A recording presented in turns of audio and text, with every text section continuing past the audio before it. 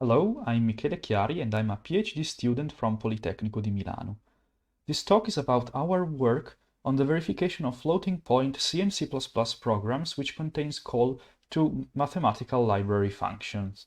So why should we bother verifying this kind of programs? Well, because they are increasingly used in critical systems. And why is that? Well, it's because of the wide adoption of the IEEE 754 standard, which provides a reliable environment, which is okay also for safety critical systems. But what does it mean to verify floating point computations? Well, there are three main goals. And first of all, floating point computations react to errors by returning special values. For example, if we have an overflow, we get plus or minus infinity. And if we have a division by 0, we get not a number.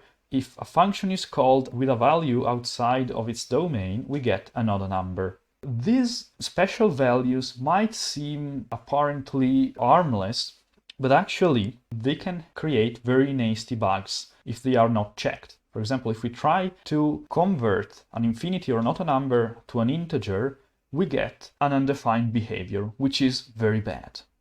The numerical analysis literature already deals with most other goals, such as finding sources of round-off errors and also proving error bounds for the program. Here in this work, we focus on this kind of undefined and undesirable behaviors. So let's look at this example code. It's a function that implements the ghost error function, which is very much used in statistics. And this function is defined on the whole real number domain. And so someone that uses this code will expect an implied post condition that it never returns not a number, because it should be defined for all floating point numbers. So we must check whether this code actually abides to this implied post condition. And so we can, for example, start by checking which operations may return a not a number. So for example, the square root returns a not a number if it's called with a negative argument. So we can just use our knowledge from Calculus 101 and try to see if we can get a not a number here. So minus x squared is never positive, and consequently the exponential of minus x squared is always less or equal than 1, and 1 minus that is always non-negative. So we should never get a not a number here, right? Well, the answer is no. Well, actually, we found out that in some implementations, the exponential function returns a value that is slightly higher than 1 when called on a certain negative input. So we can get a not a number in this actual implementation. The problem is that this mathematical library function comes with very little guarantees on the errors of the computed results. So we don't really know very much about this error. So the approach we present here allows us to use these functions just as black boxes and do verifications anyway. So we just need to have access to the implementation. We use the framework of symbolic execution. So for example, if we take that line, we first convert it to static single assignment form. So we add a new variable for each operation and we assign only once to this variable the result of a single operation. So we end up with basically assignments that can be used as a constraint system. So we build a constraint system which is a verification condition for each possible execution path. And then we can add constraints to check for specific properties. For example, if we want to check whether we can have not a numbers, we can add z4 less than 0 and check if it's solvable. If it's solvable, then it means we have a counterexample and our assumed post condition is false.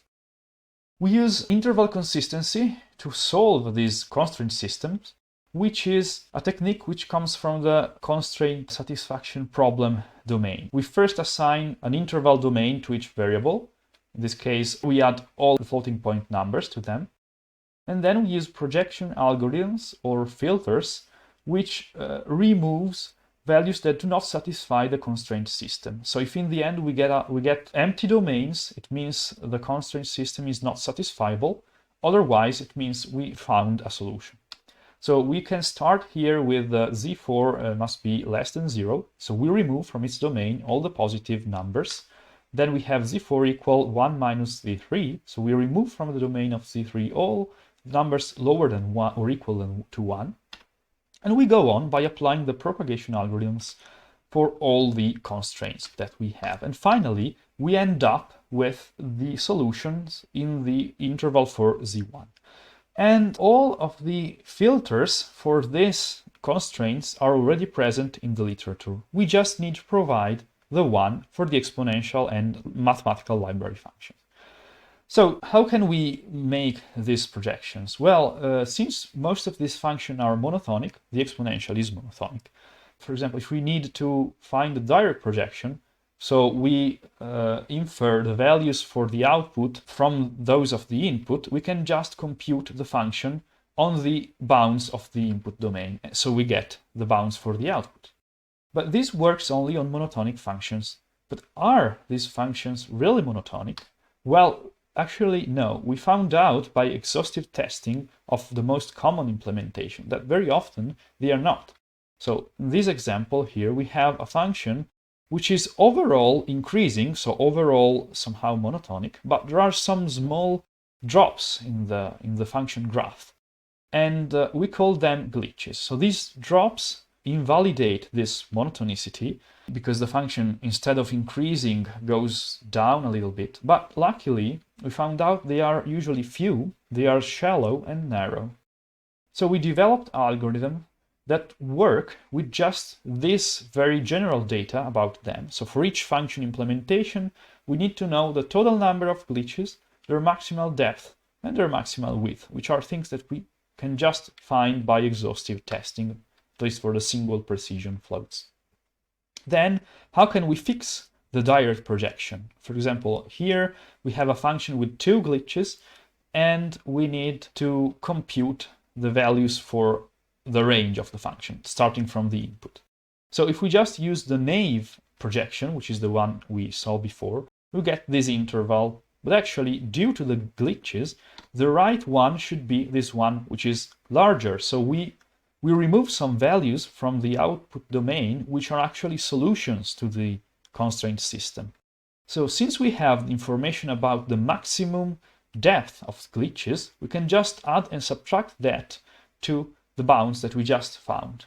And so we found this bound, which are actually conservative, and they can be used for constraint solving.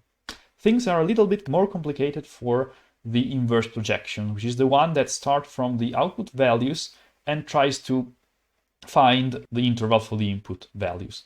So in this case, we use an adapted binary search algorithm, which is adapted to work also with glitches, even if there are glitches, provided we have reliable information about the data I told you about before.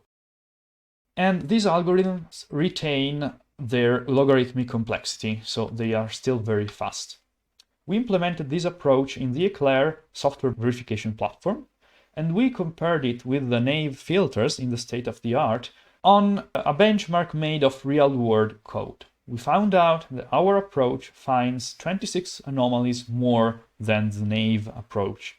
And in particular, the naive approach deems 18 of them unfeasible, which means it says, okay, this bug can never occur, but actually it can, which is of course very bad if you want to do verification. So to conclude, with our approach, we made the verification of programs with calls to mathematical functions possible, which is something we, to the best of our knowledge, was not possible before.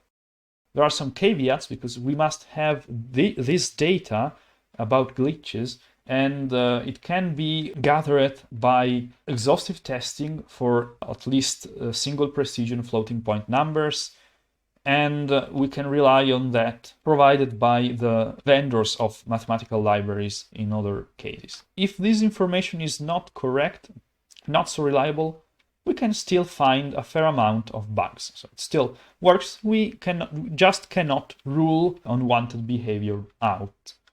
Okay, so that's all, and thank you for your attention.